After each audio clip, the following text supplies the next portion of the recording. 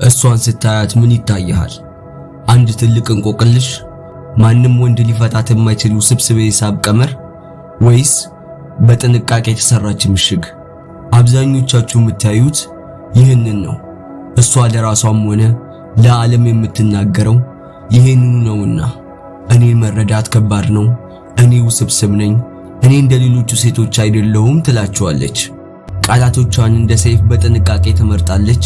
የፊት ገጽታዋን እንደ አንድ የኮርፖሬሽን ማርኬቲንግ ባለሙያ በስርዓት ትቆጣጠራለች። የውስጥ ዓለሟ ማንም ሊሰብረው በማይችል የስነ ልቦና ትጥቅ እንደተጠበቀ ታምናለች። ግን ልንገርህ፣ ተሳስታለች። አንተም እሷን እንደማይነበብ መጽሐፍ አድርገህ በማሰብህ ተሳስተሃል። እውነታው ግን ይህ ነው። እሷ እንደምታስበው ሚስጥራዊ አይደለችም። እንዲያውም የሰዎችን ነፍስ መቆፈር ለሚችሉ፣ የሰዎችን ባህሪ ልክ እንደ አርኮሎጂስቶች ለሚመረምሩ ብልህ ወንዶች እሷ ክፍት መጽሐፍ ነች። አየህ፣ እሷ ያንን ፍጹም የሆነ የፊልም ገጸ ባህሪ በምትተውንበት ሰዓት ብልህ ወንዶች በግድግዳው ላይ ያለውን ስንጥቅ እያጠኑ ነው። እውነታውን ደብቄ ያለው ብላ በምታስብበት ጊዜ እውነታው በእያንዳንዱ እንቅስቃሴዋ፣ በእያንዳንዱ ዝምታዋና ታስቦበት በሚሰጠው ምላሿ ሁሉ እየፈሰሰ ነው። ዛሬ እኔና አንተ ወደዚህ ጨለማ ክፍል እንገባለን። ብልህ ወንዶች ሴቶችን እንደ ክፍት መጽሐፍ እንዲያነቡ የሚያስችላቸውን 18ቱን የባህሪ ሳይኮሎጂ ህጎችን በዝርዝር አቀርብልሃለሁ እና አስጠነቅቅሃለሁ። እነዚህ ስለ ሰው ልጅ ተፈጥሮ የሚነግሩ ደስ የሚሉ ተረቶች ወይም የማበረታቻ ንግግሮች አይደሉም። እነዚህ ሴቶች ሚስጥራዊ ብለው የሚጠሩትን ነገር ግን በእውነቱ የባህሪ ቲያትር የሆነውን ነገር ቀዶ ለመጣል የሚረዱ የቀዶ ጥገና መሳሪያዎች ናቸው። ለምን እንደምትዋሽ፣ ለምን እንደምትደብቅና ከሁሉም በላይ ደግሞ እውነተኛ ማንነቷ ሳታውቅ እንዴት አሳልፋ እንደምትሰጥ ዛሬ በዚህ ቪዲዮ ትመለከታለህ። ይህ ቪዲዮ ካለቀ በኋላም ሴቶችን የምታይበት መንገድ ለዘላለም ይቀየራል። ከእንግዲህ ግራ መጋባት የለም። ከእንግዲህ ምን ማለቷ ነው ብሎ መጨነቅ የለም። ዝግጁ ነህ? ወደማይመቸው እውነት እንግባ። አሁን እስክሪብቶና ወረቀት ያዝ፣ ወይም አእምሮን በደንብ ክፈት። እነዚህ 18 ነጥቦች ሴቶች እውነተኛ ማንነታቸውን የሚያፈሱባቸው፣ ሳያውቁት እውነታውን የሚናገሩባቸው 18 ቀዳዳዎች ናቸው። እነዚህን ስታውቅ ልክ እንደ ኤክስሬ የሰውን ልብ ማየት ትጀምራለህ። አንደኛ፣ የተጋነነ ጥላቻና የስነ ልቦና ውርወራ። አንዲት ሴት በሌሎች ሰዎች ላይ የተወሰኑ ባህሪያትን በቋሚነትና በከፍተኛ ስሜት ስትተች ወደ ራሷ የውስጥ ግጭት የሚወስደውን ካርታ በትክክል እየሰጠች ነው። እሷ እኮ በጣም ርካሽ ናት፣ እሷ እኮ ወንዶችን ለመሳብ ነው የምትለብሰው ብላ በምሬት የምታወራ ከሆነ ይህ ስለሌላው ሴት ሳይሆን ስለ ራሷ ነው የምትናገረው። በሌሎች ላይ አጥብቃ የምትቃወመው ባህሪ ብዙውን ጊዜ በራሷ ውስጥ የምትፈራው ወይም ደግሞ ለመደበቅ የምትታገለው ባህሪዋ ነው። ይህ ሳይኮሎጂካል ፕሮጀክሽን ወይም የስነ ልቦና ውርወራ ይባላል። እሷ ያንን ማድረግ ስለማትችል ወይም ያ ፍላጎት በውስጧ ስላለ ያንን ጥላቻ ወደ ውጭ ተወረውረዋለች። ትችቱ ራሷን መቀበል የማትችለውን የራሷን ክፍሎች ወደ ውጭ የመወርወሪያ ዘዴ ይሆናል። ብልህ ወንዶች ይህንን የሚያነቡት ከትችቱ በስተጀርባ ያለውን ስሜት በጥልቅ በማየት ነው። ተራ አለመውደድ ምርጫን ያሳያል። ስሜታዊ ጥላቻ ግን የውስጥ ጦርነትን ያሳያል። ብልህ ሁን። ሁለተኛ፣ የዝምታ ቋንቋና ርዕስን መቀየር። ሴቶች ብዙውን ጊዜ በጣም አስፈላጊ ሐሳቦችን በሚናገሩበት ሳይሆን በማይናገሩት ነገር ላይ ያስተላልፋሉ።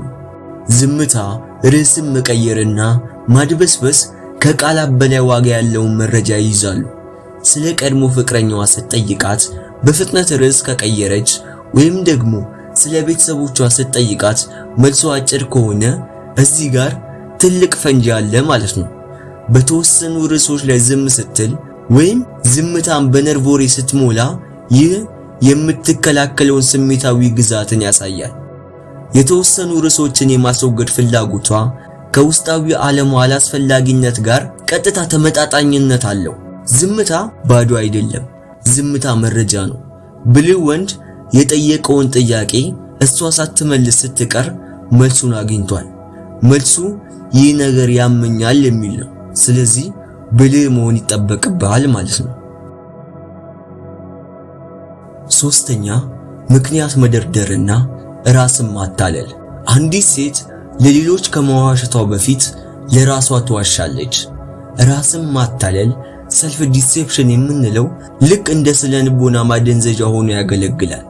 ቀላል ለሆኑ ውሳኔዎች ውስብስብ ማብራሪያ ሲያስፈልጋት ከተናገረችው እሴት ጋር የሚጋጭ ባህሪን ስታጸድቅ ራሷን በቀጥታ መጋፈጥ የማትችለውን የውስጥ ግጭትን እያሳየች ነው። ለምሳሌ እሱን ያገኘሁት ለሥራ ጉዳይ ነው ምንም ማለት አይደለም ብላ ለ10 ደቂቃ የምታብራራ ከሆነ ውሸት አለ ማለት ነው። ማብራሪያ ግንዛቤን ይሰጣል፣ ምክንያታዊነት ግን ምቾትን ይፈጥራል። በማብራሪያዋ ውስጥ ምቾትን የመፈለግ ጉልበት በበዛ ቁጥር ከስሩ ብዙ ራስን ማታለል አለ ማለት ነው። እውነት አጭር ናት፣ ውሸት ግን ማብራሪያን ትወዳለች። ብልህ ሁን። አራተኛ የውጭ ትችቷ የውስጧን መስታወት ያሳይካል። አካባቢዋን፣ ግንኙነቷን፣ ሁኔታዎችን ሁል ጊዜ ችግር እንዳለባቸው የምትናገር ሴት ሳታውቀው የምትኖርበትን የውስጥ ዓለም እየገለጸችልህ ነው። ወንዶች በሙሉ ውሸታም ናቸው የምትል ከሆነ ችግሩ ወንዶች ጋር ሳይሆን የራሷ የመምረጥ ችሎታ ላይ መሆኑን መረዳት ይኖርብካል። የውጭ ትችት ለውስጣዊ ጭንቀት ማሳያ ነው። በሌሎች ላይ የምታየው ጉድለት ሌሎች በእሷ ላይ ያገኙብኛል ብላ የምትፈራው ጉድለቷ ነው። ይህ የመከላከያ ስትራቴጂ ነው። ከመጠቃት በፊት ቀድመህ አጥቃ። ብልህ ወንዶች ይህንን እንደ ግል ታሪክ አውቶባዮግራፊ ነው የሚወስዱት። ዓለም መጥፎ ነው የምትል ሴት በውስጧ ያለው ዓለም መጥፎ መሆኑን ያሳይካል። ስለዚህ ወዳጄ ብልህ መሆን ይኖርብካል። አምስተኛ ከመጠን በላይ በራስ መተማመን። ከልክ ያለፈ በራስ የመተማመን ስሜት ብዙውን ጊዜ ጥልቅ የሆነ የውስጥ አለመረጋጋትን ይሸፍናል። ብቃቷን፣ ስኬቷን፣ የበላይነቷን በቋሚነት የምታሳይ ሴት ስለ እውነተኛ ዋጋዋ ያላትን ጥርጣሬ ለማካካስ እየሞከረች ነው። እውነተኛ በራስ መተማመን ጸጥ ያለ ነው፣ ምክንያቱም የውጭ ማረጋገጫ አይፈልግም። አንበሳ እኔ አንበሳ ነኝ ብሎ አይጮህም። ዝም ብሎ ይራመዳል። ገና ሲያዩት ያከብሩታል፣ ይፈሩታል። የተሰራ የውሸት በራስ መተማመን ግን ጮቃ ነው፣ ምክንያቱም ሌሎችም ሆነ ራሷን ለማሳመን እየሞከረች ነው። አንዲት ሴት ስለ ብቃቷና ስለ ደረጃዋ ብዙ የምታወራ ከሆነ በዚያ ቦታ ላይ ክፍተት አለ ማለት ነው። ነቃ በለው ወዳጄ።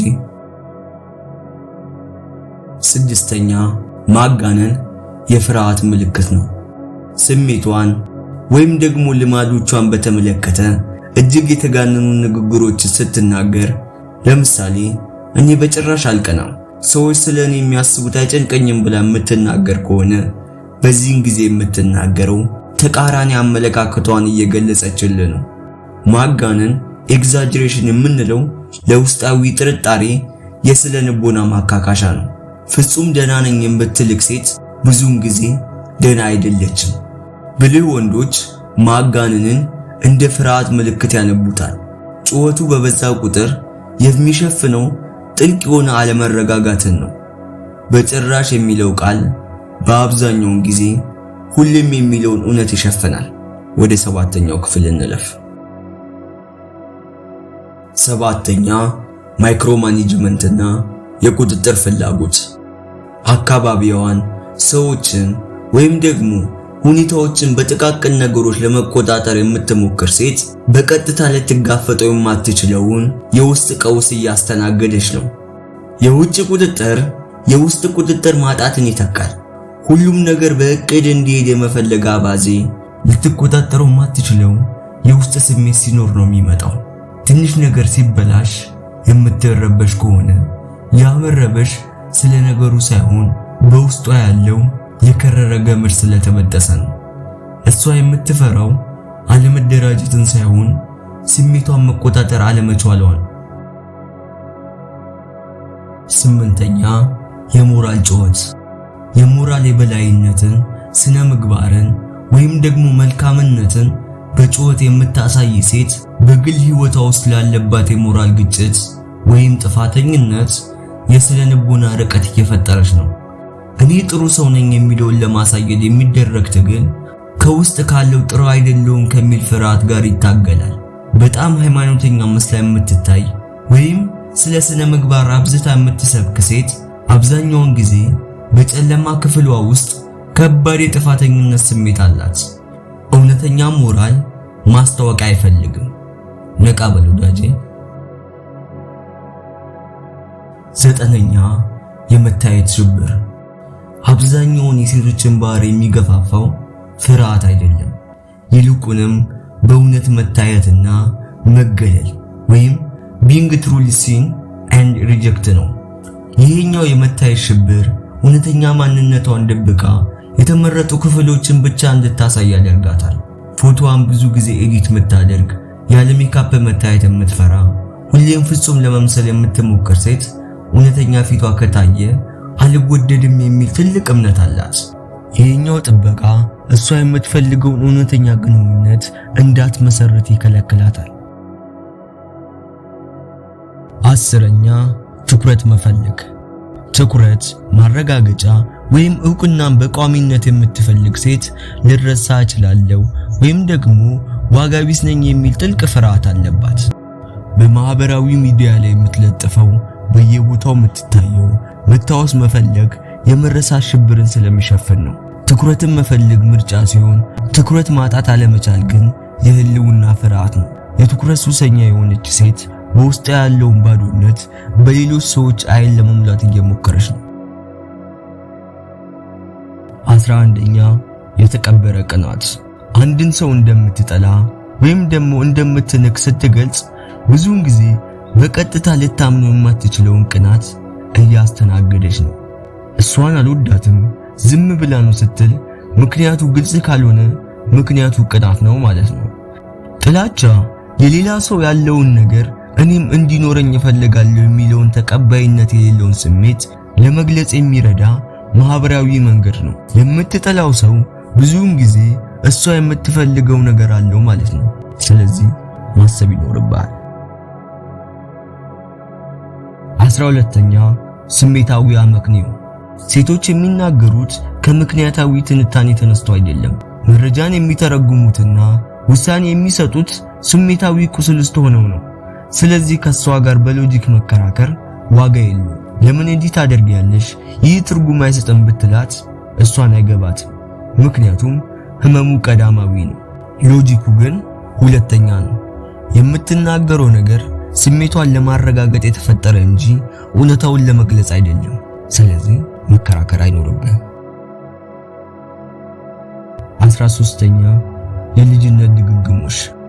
አዋቂ ሴቶች ሳያውቁት የልጅነት ጊዜያቸውን ታሪክ በአሁኑ ግንኙነታቸው ውስጥ ይደግሙታል። ከአባቷ ጋር የነበራት ግንኙነት ዛሬ ካንተ ጋር ያላትን ግንኙነት ይወስናል።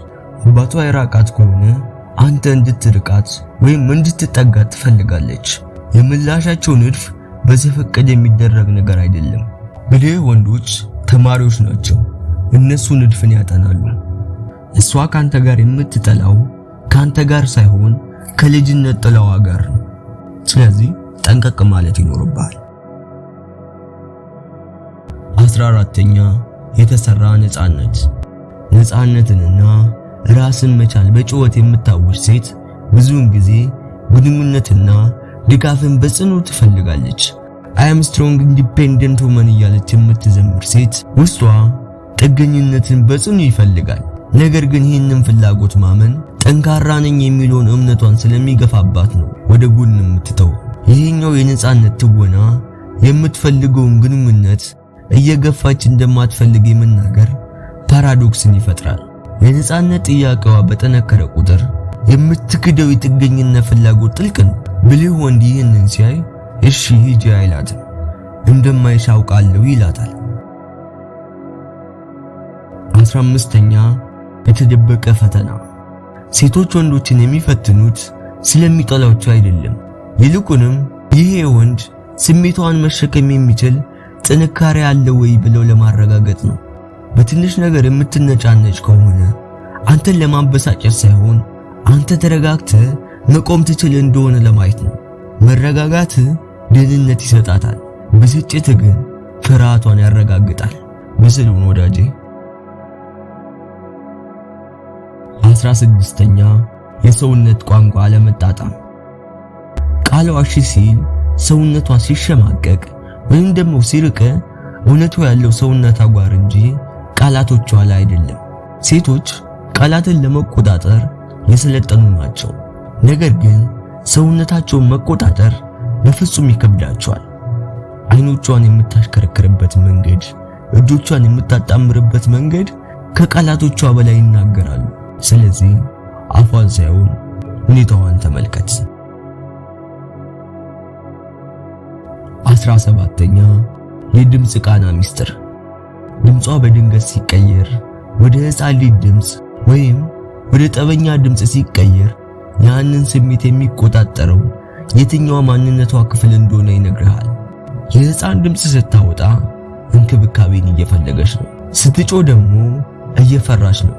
ስለዚህ የድምጽ ቃናዋን በደንብ አስተውል። 18ኛ የመጨረሻ እውነት።